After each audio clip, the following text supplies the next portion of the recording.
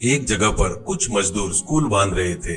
एक कॉन्ट्रैक्टर वहां पर रहकर वो काम देख रहा था।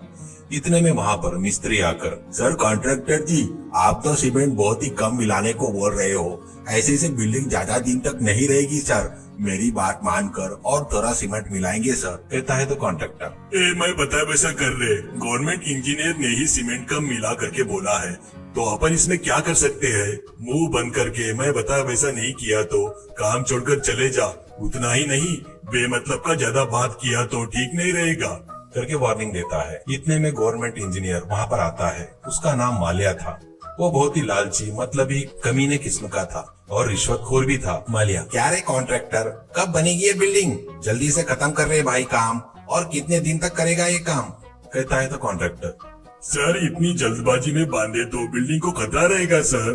पहले ही आप बोले वैसे सीमेंट कम डालकर बांध रहा हूँ, और जल्दबाजी में बनाऊंगा तो पहले ही धोखा दिख पड़ेगा सर। कहता है तो मालिया, क्या रे, मैं गवर्नमेंट का इंजीनियर हूँ, मैं ही बोल रहा हूँ ना, और तेरे को क्वालिटी क्लियरेंस मैं ही दे रहा हूँ ना। फिर तुझे क्या तकलीफ है? कैसे बांधे तो कौन पूछता है रे? बता, ये रहा तो क्या, गिरा तो क्या? जल्दी बांधा तो मेरा कमीशन मुझे मिलेगा, यही मेरी तकलीफ है। ऐसा कहता है। वैसे पूरी स्कूल का बांधकाम पूरा हो जाता है। कलेक्टर उसका उद्घाटन करता है। उसके 2 दिन बाद ही वो बिल्डिंग गिर जाती है। किस्मत से स्कूल में बच्चे नहीं रहने से किसी को कुछ नहीं हुआ। हमेशा के जैसे मालिया मिनिस्टर को रिश्वत देकर इस केस से बच निकलता है। मालिया के पत्नी और बच्चे रहते हैं। एक दिन मालिया को ऊपर का अधिकारी फोन करके, ए मालिया, उस नर्मदा नदी के ऊपर ब्रिज बांधने का परमिशन मिल गया है। जल्दी से आकर टेंडर डालकर अच्छे कॉन्ट्रैक्टर को ब्रिज बांधने का काम सौंप दे। और हाँ, मेरा कमीशन के बारे में भूलना मत, समझ गया ना? ऐसा कहता है। मालिया, आप सुपर हो सर, आपका कमीशन मैं कैसे भूल सकता हूँ? तुमको तुम्हारा कमीशन भिजवाने की जिम्मेदारी मेरी है। ऐसा कहता है खुश होकर। ऐसे मालिया एक कॉन्ट्रैक्टर को बुलाकर, देखो मनोहर, बगैर टेंडर डाले ही तुझे ब्रिज बनाने का काम सौंप रहा हूँ। इसके बदले मुझे ज्यादा कमीशन चाहिए। मेरे ऊपर के अधिकारियों को भी पूरा पैसा भेजना है। तुझे पसंद है तो बता, नहीं तो मैं दूसरा कॉन्ट्रैक्टर को देख लूंगा। ऐसा कहता है। मनोहर, कैसी बात कर रहे हो सर? आप बोलो उतना कमीशन देता, आपको दूसरे से क्या काम है सर?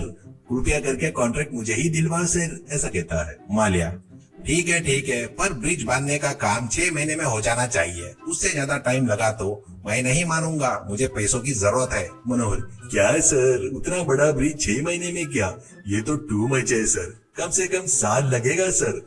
और आप ही तो इंजीनियर है सर, आपको तो पता ही होगा ना सर। कहता है तो मालिया, मुझे पता है रे, फिर भी वो काम 6 महीने में पूरा होने को होना, क्योंकि मुझे पैसों की जरूरत है। लगे तो ब्रिज बनाने में बहुत दिन लगे करके रिकॉर्ड में दिखा देता। तू तो मैं बता रहा हूँ ना, वैसा कर। ऐसा कहता है। मनोहर, ठीक है सर, आप बोलने के बाद मैं क्या कर सकता हूँ, वैसे ही होने दो। ऐसा कहता है। ऐसे नदी पर ब्रिज का बांधना शुरू होता है। किसी भी तरह के प्रमाणों का पालन न करते हुए वो ब्रिज 6 महीने में पूरा बन जाता है।